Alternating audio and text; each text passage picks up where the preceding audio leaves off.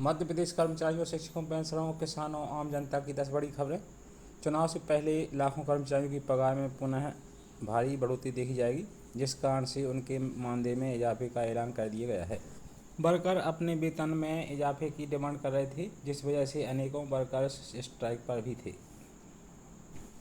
मानदेय में वृद्धि का ऐलान। चलिए आपको बता दें कि छत्तीसगढ़ सीएम द्वारा राज्य के जूनियर चिकित्सकों के मानदेय में बढ़ोतरी का ऐलान किया गया था।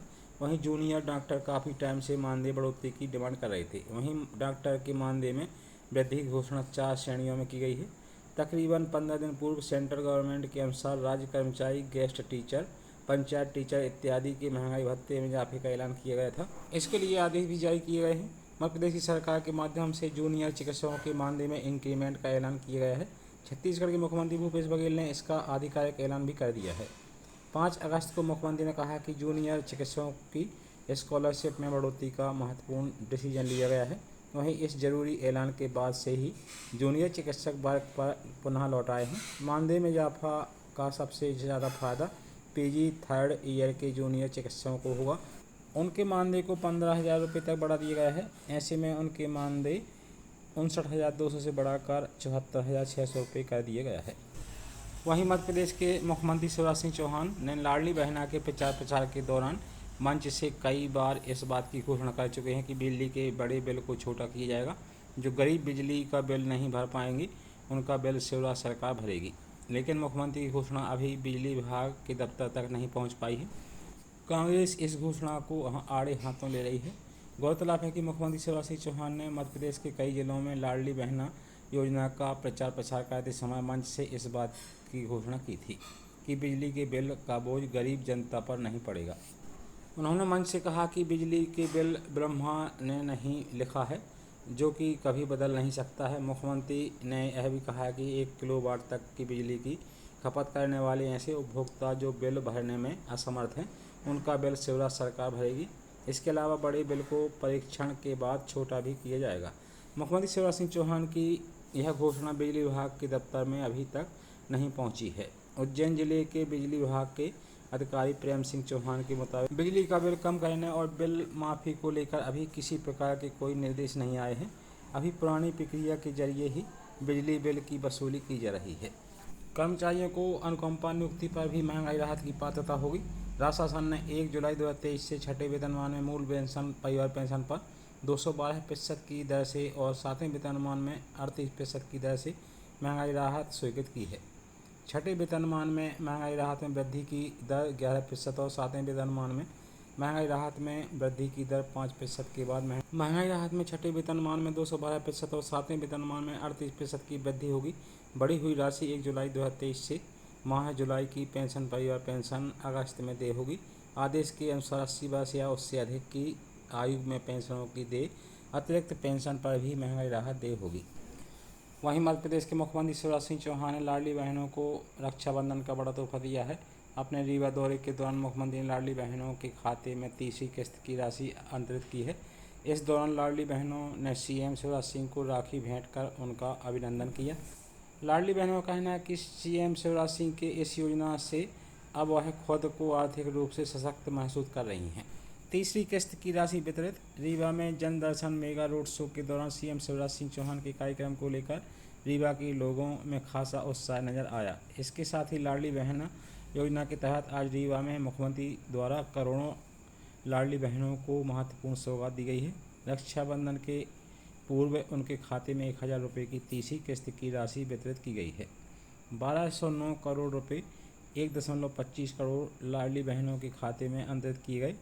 शिवराज सरकार की इस योजना से कई हितग्राही लाभान्वित हुए। राशि अंतरित करने के साथ ही मुख्यमंत्री शिवराज सिंह चौहान ने कहा कि लाडली बहना योजना हमारी रोज़मर्रा की ज़रूरतों की पूर्ति का माध्यम बनी है। इस दौरान सीएम शिवराज सिंह ने लाडली बहनों को हाथ जोड़कर नमस्कार भी किया।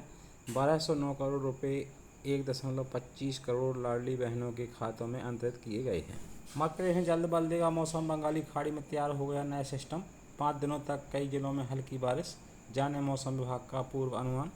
मध्य प्रदेश में मानसून पर फिलहाल ब्रेक लगा हुआ है। 15 अगस्त के बाद मौसम बदलने की संभावना है। बता दें कि मध्य प्रदेश में मानसूनी बारिश से फसलों को खतरा हो सकता है। 14 अगस्त को बंगाली खाड़ी में एक नया सिस्टम सक्रिय होगा। जिसके साथ ही प्रदेश में बारिश की गतिविधियां में वृद्धि देखी जाएगी। अगस्त के पहले सप्ताह में मध्य प्रदेश में कुछ हिस्से में अच्छी बारिश देखने को मिली थी। वहीं दूसरे सप्ताह के सूखे निकलने के साथ ही एक बार फिर से फसलों को नुकसान पहुंचने की संभावना बढ़ गई है। फिलहाल कोई मुख्य सिस्टम सक्रिय नहीं होने की वजह से प्रदेश में हल्की बूंदाबांदी ही देखने को मिल सकती है। तेज बारिश की संभावना से इनकार किया गया है। मध्य प्रदेश के सरकारी कर्मचारी एचआरए बढ़ाने का कर रहे इंतजार। केंद्र सरकार के कर्मचारियों को सैलरी में एक बार फिर इजाफा देखने को मिलेगा। जल्द ही उनकी महंगाई भत्ते में बढ़ोतरी और एचआरए भी बढ़ने की तैयारी की जा रही है। सरकारी कर्मचारियों को 3% एचआरए बढ़ाया जा सकता है। शहरों की कैटेगरी के हिसाब से कर्मचारियों की सैलरी बढ़ जाएगी। इधर मध्य प्रदेश के सरकारी कर्मचारी पिछले 11 वर्षों से एचआरए में बढ़ोतरी की मांग कर रहे हैं, लेकिन कई बार केंद्रीय कर्मचारियों के समान भत्ते देने की घोषणाओं के बावजूद मध्य प्रदेश के सरकारी कर्मचारी पीछे रह जाते हैं। मध्य प्रदेश में रहने वाले 70,000 से अधिक केंद्र सरकार के कर्मचारियों के लिए यह अच्छी खबर है। उनके वेतन में और बढ़ोतरी होने वाली है। उनके एचआरए में 3% की बढ़ोतरी की तैयारी है। मार्च 2023 में सरकार ने महंगाई भत्ता 42% कर दिया था। अब एआईसीपीआई इंडेक्स के जून के आंकड़े भी आ चुके हैं। 1 जुलाई 2023 से लागू होने वाले महंगाई भत्ता ही बढ़ेगा। हालांकि इसके ऐलान में थोड़ा इंतजार करना पड़ेगा। एचआरए बढ़ाने का इंतजार। महंगाई भत्ते की बढ़ोतरी के बाद अन्य भत्तों को भी बढ़ाने की तैयारी की जा रही है, क्योंकि इसके बाद हाउस रेंट अलाउंस का भी अगला नंबर है। कर्मचारी भी इंतजार कर रहे हैं कि महंगाई भत्ते के बाद अब एचआरए भी बढ़ाया जाना चाहिए। कर्मचारी इसके लिए कयास लगा रहे हैं। 7वां वेतनमान लागू होने के बाद एचआरए 30%, 20% और 10% के दायरे से घटाकर 24%, 18% और 9% किया गया था।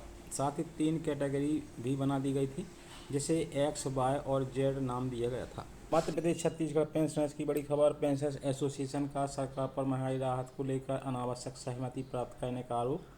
पेंशनर्स एसोसिएशन मध्य प्रदेश के वरिष्ठ प्रांतीय उपाध्यक्ष गणेश दत्त जोशी ने प्रदेश सरकार पर महंगाई राहत के संबंध में अनावश्यक सहमति प्राप्त करने का आरोप लगाया है। जोशी ने बताया कि अभी तक प्रदेश के पेंशनर्स को महंगाई राहत देने के लिए मध्य प्रदेश का वित्त विभाग छत्तीसगढ़ सरकार से सहमति प्राप्त करता था और सहमति की आड़ में कई महीने का डीआर पेंशनर्स का सरकार ने अटका रखा है। अब जब छत्तीसगढ़ सरकार ने महंगाई राहत के संबंध में मध्य प्रदेश सरकार से 2 अगस्त 2023 को पत्र के माध्यम से सहमति मांगी है, तब मध्य प्रदेश सरकार उस पत्र को दबाकर बैठी है एवं इससे विवाद की स्थिति उत्पन्न हो गई है। मध्य प्रदेश में विधानसभा चुनाव की तैयारियां तेज। जानिए कब तक लागू हो सकती है आचार संहिता। मध्य प्रदेश में विधानसभा चुनाव की सरगर्मियां तेज हैं। राजनीतिक पार्टियों और राज्य निर्वाचन आयोग की तैयारियां जोरों शोरों पर चल रही हैं। एक तरफ भाजपा ने अपने प्रत्याशियों की लिस्ट जारी कर दी है। उम्मीद है कि सितंबर में कांग्रेस और बीजेपी भी अपनी लिस्ट जारी कर सकती है। वहीं दूसरी तरफ आचार संहिता को लेकर ताज़ा अपडेट सामने आया है। संभावना जताई जा रही है कि अक्टूबर के पहले या दूसरे सप्ताह में कभी भी आचार संहिता लागू हो सकती है। हालांकि अभी चुनाव आयोग की तरफ से कोई आधिकारिक बयान सामने नहीं आया है। दरअसल मध्य प्रदेश विधानसभा चुनाव की तैयारियां अंतिम चरण में पहुंच गई हैं। चुनाव आयोग ने वोटर लिस्ट के प्रकाशन की तारीख 4 अक्टूबर निर्धारित की है। सूत्रों की माने तो वोटर लिस्ट फाइनल होने के बाद 10 दिन के अंदर कभी भी चुनाव कार्यक्रम की घोषणा हो सकती है। यानी इसके बाद मध्य प्रदेश में निर्वाचन आयोग द्वारा विधानसभा चुनाव की घोषणा कर दी जाएगी और इसी के साथ आचार संहिता भी लागू हो जाएगी। संभावना है कि चुनाव की तारीखों का ऐलान 6 से 15 अक्टूबर के बीच हो सकता है और इसी के साथ आचार संहिता लागू हो जाएगी। तो साथ ही जानकारी पसंद आई वीडियो को